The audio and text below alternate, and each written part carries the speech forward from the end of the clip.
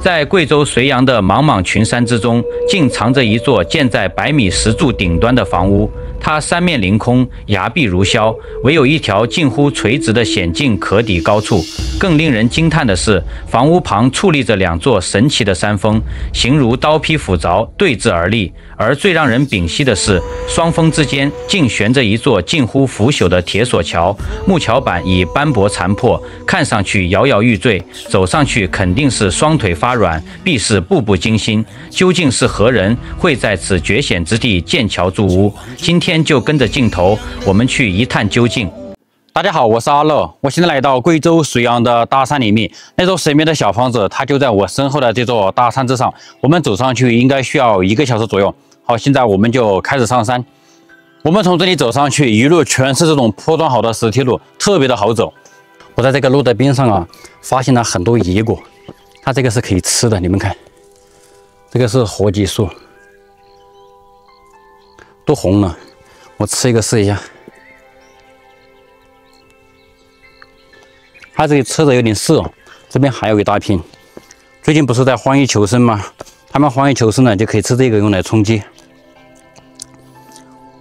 這大山裡面吃的還是挺多的，很多野菜啊、野果呀。哇，這個上山的路啊，它雖然是比較好走，全是這個石梯路，只不過比較垂直，上山還是比較累的。才走了10幾分鐘吧，就已經氣喘吁吁了。如果讓我再年輕10歲的話，我直接可以一路小跑，直接登達山頂。走到這裡，我看到有一個岔路口，我們應該是要往上面走的。我們看看左邊這裡是幹嘛的。左邊這裡走過來就到頭了，這是一個觀景台，我們來看看這裡的風景。哇，你們看，壯不壯觀？這2座山感覺像被水用刀劈開的一般，而且上面呢，它還橫跨着一座鐵索橋。這座橋呢，始建於清光緒年間，至今已經有100多年的歷史了，看起來搖搖欲墜啊。一會兒呢，我們需要從這裡經過，我們現在上山吧，繼續往上面走吧。我們看到右邊這裡有一個休息的地方，這地上有很多的野花，黃色的，特別的漂亮。這裡的空氣特別的清新，因为它是在大山裡面嘛。然後山腳下也是有村莊居住的，就10-20戶吧，不是特別的多。這個地方的原生態特別的好，真的走在這裡真的特別的舒服吧，因為它比較安靜。現在我們就開始走平路了，從這個半山腰這樣走過去，我們能看到地上啊有很多的這些樹葉，因為現在秋天已過嘛，馬上進入冬天了，這些樹葉基本上都快掉葉子了。然後這裡還有一扇門，這個門是開着的，你看這個門已經鏽跡斑斑了。這一路上來啊，它邊上都是有護欄的。其實下面這個是很高的，你們看，這個是橘壁，特別的垂直啊。它只不過長了這些樹木，看起來不是很嚇人，實際上它是非常陡峭的。現在就比較輕鬆了，我們從這個半山腰一路走過去。這個地方是幹嘛的？這應該是一個水池，只不過現在已經沒水了，裡面還長了很多的雜草。這裡應該也是水池吧？這裡蓋起來的，這裡面有水，你們看。難道這上面有守廟人居住嗎？這個位置它也是人工開鑿出來的一條橘壁棧道，你們看下方特別的高。而且這裡的風景特別的漂亮，真的像那種武俠小說裡面那種大俠居住的地方，特別的舒服啊，走在這裡。現在我們就到達這個鐵索橋的位置了，我們來看一下這座鐵索橋。這個鐵索已經上鏽了，已經鏽跡斑斑了，它的長度應該有20來米吧，寬度應該1.5米左右，上面這些木板呢已經腐朽了。如果沒有腐朽的話，我們還可以走過去體驗一下。只不過現在走過去的話，我感覺要斷更了，可能以後你們就看不到我的視頻了。因為我們看到這裡有幾個字：橋梁老化，請勿靠近。我們呢也主打一個聽勸，我們就不過去了。你們來玩的話，也不要以身涉險了，因為它特別的不安全。這個地方掉下去，真的不得青一塊紫一塊了。我們把這個相機用這個桿子給它伸出去看一下，它這個特別的高。掉下去我感覺要6秒才能落地，所以說我們出來玩的話也是要注意安全。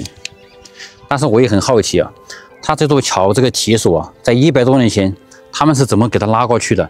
因為對面它就是一座孤峰嘛，從山腳下爬上來幾乎是不可能的，因為它特別的垂直啊。在100多年前也沒有無人機那些，他們是怎麼把這個鐵索橋給它拉得這麼好？特別的不可思議啊！我們看到這個銀幣上有幾塊功德碑，但是這些字的話已經看得不是特別的清楚了。這就是功德碑，就是修這條路嘛，應該就是那些軍政人他們的名字。好，我們繼續往上面走，上面就是那座悬崖上的小房子了。我看到前方這裡啊，有一棵很大的白樹，它就長在這個絕壁之上。我們來看一下，大自然的生命也真的特別的頑強啊，長在絕壁之上還能長這麼大，真的太神奇了。這裡有一道門，我們進去。這個地方好窄啊，只能容納一個人通過，一不小心的話，這個地方還會碰到頭。這裡搭了一個小棚子，我們過來看一下。這裡面供奉了很多神像。這位是雷公吧？我們能看到上方有那個小錘子，後面還有翅膀。這個地方還有很多的掃把，那個竹子做的。這裡也是供奉了一排的神像啊，形態各異，也不知道是哪路神仙啊。這下面還有很多的缸，這應該是裝水的。這上面应該是有守廟人居住的吧？不會上面那個小房子就是守廟人居住的地方吧？一會兒我們上去看一下。這也是一個水池，我們看一下，這裡面有水的，只不過掉了很多的樹葉進去了。然後這邊也是一個小水池。然後這個地方還擺了2張桌子。前面這裡也是有一座小房子，這應該是最近才建的，是這個鋼架結構。我們先來看一下，這裡面它是木質的，但是這個木質的感覺已經清洗了。這裡面也是供奉了一排的神像，我們來看一下，我也是看不出來是哪路神仙。好，我们继续往上面走吧。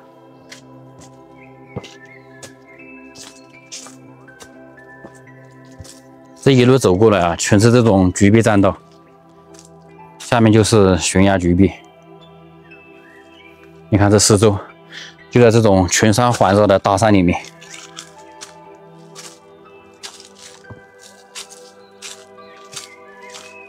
這右邊也是有一座小房子，這應該是土地廟吧，但是裡面我看到沒有神像啊。然後這裡有一個休息的平台，哇，這裡好舒服啊！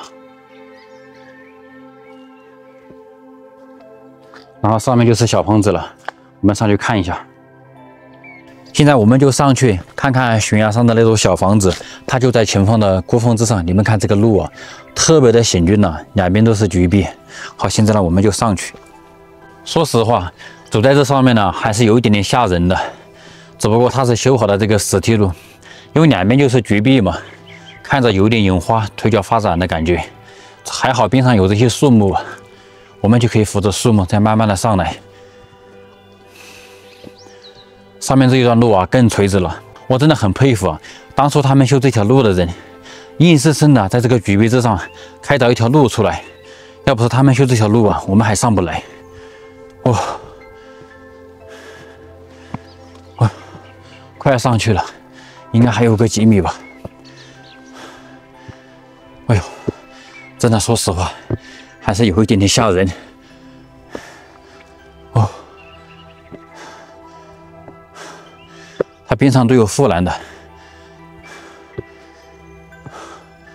哦，哎呦，你們看我的後方，因為它這個四周啊都是絕壁，後面也是空的。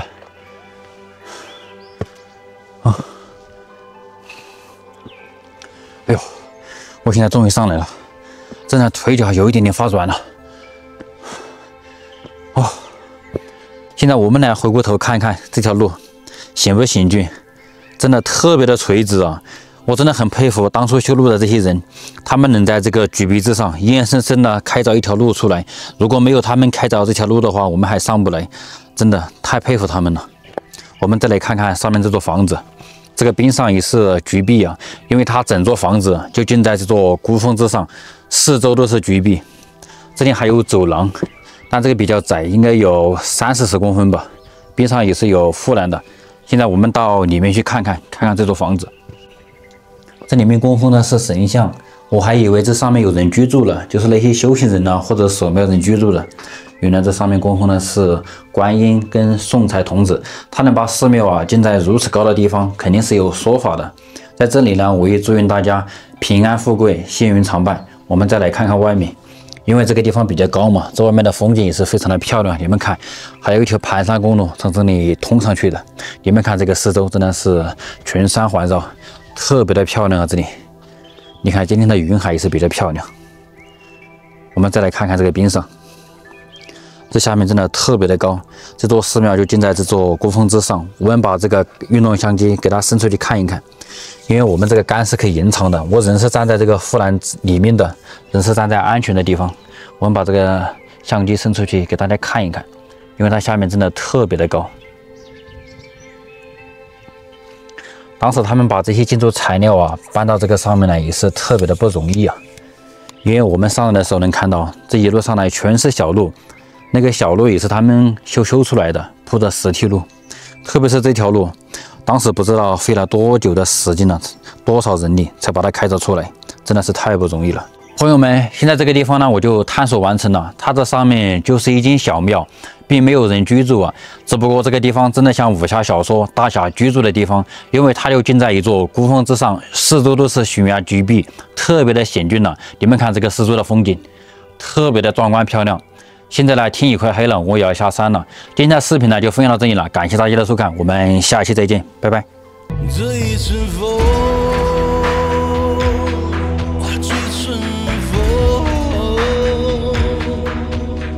人啊